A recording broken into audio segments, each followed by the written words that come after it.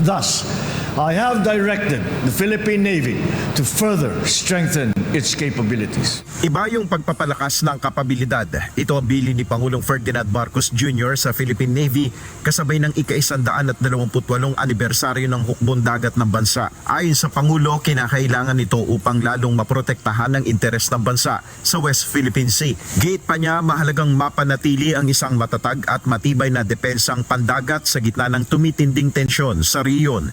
Global instability, shifting alliances, and emerging threats demand that we maintain a resilient maritime defense posture. In this environment, a credible Philippine Navy is indispensable to regional peace. Kaugnay nito, pinangunahan ni PBBM ang commissioning ng BRP Raha Lacandula na karagdagan sa assets ng Navy. Ang BRP Lacandula ang ikalawang offshore patrol vessel ng Philippine Navy. Makakatulong ito sa maritime security operations at pagpapanatili ng matatag na presensya ng hukbong dagat sa territorial sea ng bansa. To the crew of the ship, may you sail her with pride and let the world know that the Filipino spirit will never be intimidated.